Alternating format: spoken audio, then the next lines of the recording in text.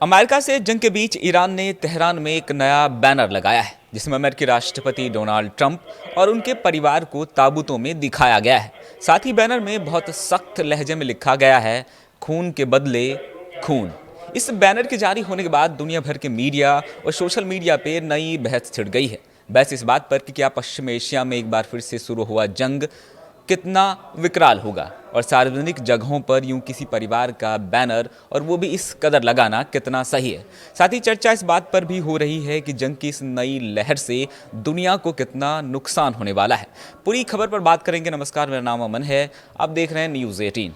पश्चिम Asia में शुरू हुए जंग के नए दौर ने दुनिया को एक बार फिर से चिंताओं में डाल दिया है। अमेरिका और ईरान नए सिरे से एक दूसरे पर मिसाइलों और बमों से हमला कर रहे हैं।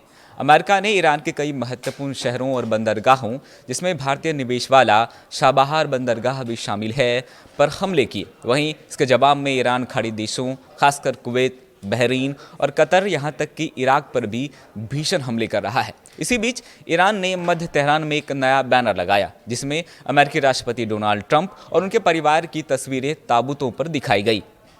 इन ताबूतों को अमेरिकी झंडे, स्टार्स एंड स्ट्राइपर्स से ढका हुआ दिखाया गया। इस बैनर के बैकग्राउंड में व्हाइट हाउस को जलते हुए दिखाया गया। इसमें ट्रंप के 5 बच्चों Ivanka, Don junior, Eric, Tiffany और बैरन ट्रंप के साथ साथ प्रथम महिला मेलानिया ट्रंप और खुद अमेरिकी राष्ट्रपति को देखा जा सकता है।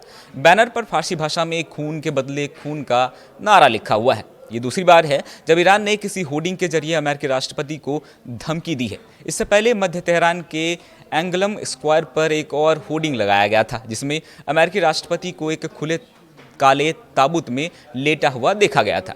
ईरान लंबे समय से सार्वजनिक स्थानों का इस्तेमाल राजनीतिक संदेश देने के लिए करता रहा है, लेकिन फरवरी के अंत में अमेरिका इजरायल सेनाओं के खिलाफ युद्ध शुरू होने के बाद से तेहरान के कुछ सबसे व्यस्त और प्रमुख हिस्सों पर विशाल होर्डिंग लगाए गए। ये होर्डिंग क्रांतिकारी इमेजरी, युद्ध स्मारकों और वैचारिक संदेशों को दर्शाते हैं, जो इस्लामिक गणराज्य के व्यापक संरचना की रणनीति का भी एक हिस्सा माना जाता है। पहले वाले होर्डिंग में ट्रंप के शरीर को एक खुले काले ताबूत से झांकते हुए दिखाया गया था। इस तस्वीर में उनके बाल बिखरे हुए हैं, आंखें और मुंह बंद है और उनके हाथ उनके पेट के ऊपर लाल टाई पर रखे हुए हैं। ताबूत के दूसरे छोर पर उनके पैर सीधे ऊपर की ओर इशारा करते हुए दिखाई देते हैं।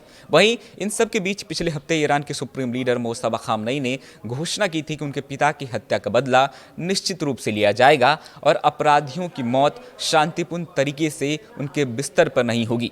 हाल ही में ईरानी नेताओं और सरकारी मीडिया ने सुप्रीम लीडर की हत्या के बाद बार बार जवाबी कार्रवाई की मांग की है। खामनेई ने अपने टेलीग्राम चैनल पर लिखा कि ये बदला हमारे देश की मांग है और ये निश्चित रूप से लिया जाएगा। ये अपराधी शांतिपूर्ण तरीके से मरने की अपनी अधूरी इच्छा को अपने साथ कब्र में ले जाएंगे, जिनके नाम ऊपर से नीचे तक सभी जानते हैं। उन्हें पता होना चाहिए कि ये मेरा या किसी अन्य अधिकारी का व्यक्तिगत उपस्थिति पर निर्भर नहीं करता। इस बीच अमेरिकी राष्ट्रपति ने पिछले हफ्ते कहा था कि उन्होंने अधिकारियों को निर्देश दिए हैं कि यदि इस्लामिक गणराज्य उनकी हत्या करने में सफल रहता है तो बड़े पैमाने पर ईरान पर बमबारी करे। न्यूयॉर्क पोस्ट से बात करते हुए ट्रंप ने कहा कि वो लंबे समय से ईरान की सूची में है। उन्होंने कहा कि मैं लंबे समय से उनकी सूची में हूँ, हम इसी का सामना कर रहे हैं। बस एक ही बात है कि मैंने निर्देश छोड़ दिए हैं, अगर कुछ भी होता है तो उन पर सचमुच उस स्तर के बम गिराए जाएंगे जो उन्हें पहले कभी नहीं देखा होगा। जब से ट्रंप ने ईरानी सैन्य अधिकारियों कासिम सुलेमानी को मारने वाले हमले का निर्देश दिया था, तब से ही इस्लामिक गणराज्य के निशाने पर ट्रंप है। अंकारा में नाटो शिखर सम्मेलन के बाद अमेरिका लौटते समय ट्रंप ने अपनी योजनाओं में बदलाव किया था। व्हाइट हाउस ने बाद में स्वीकार किया कि ये राष्ट्रपति सुरक्षा के लिए अपनाई गई एक रणनीति थी। वहीं इन सबके बीच एक नई खबर नई चिंताओं को और बढ़ा दिया है। एक्सियोस की एक रिपोर्ट के अनुसार अमेरिका आने वाले दिनों में इजराइल को दर्जनों रिफ्यूलिंग विमान भेज रहा है, क्योंकि इजराइल ईरान के खिलाफ एक व्यापक सैन्य अभियान शुरू करने वाला है। रिपोर्ट में वरिष्ठ अमेरिकी और इजरायली अधिकारियों के हवाले से कहा गया कि अमेरिकी राष्ट्रपति डोनाल्ड ट्रंप आने वाले दिनों में इन हमलों का आदेश दे सकते हैं, जिसके बाद माना जा रहा है कि आने वाले दिनों में ईरान अमेरिका का ये जंग और भी विकराल हो सकता है।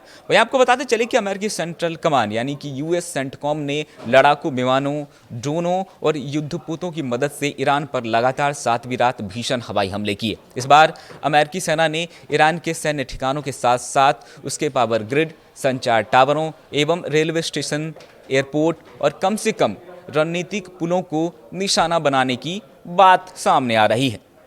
इस बमबारी के कारण ईरान के 20 से अधिक गांवों की पानी और बिजली आपूर्ति पूरी तरीके से ठप हो गई है।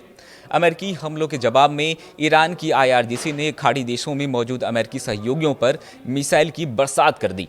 ईरान ने कुवैत के एक महत्वपूर्ण तेल संयंत्र यानी कि ऑयल फैक्ट्री और एक बिजली व जल डिस्टिलेशन प्लांट को मिसाइलों से उड़ा दिया, जिससे वहां भीषण आग लग गई और कई कर्मचारी घायल हो गए, जिस वजह से कुवैत इंटरनेशनल एयरपोर्ट पर उड़ानों को रोकना पड़ा। इसके साथ ही ईरानी सेना ने कतर में स्थित अमेरिका के सबसे बड़े और महत्वपूर्ण अल उदैद एयरबेस पर एक बड़ा सरप्राइज मिसाइल अटैक किया।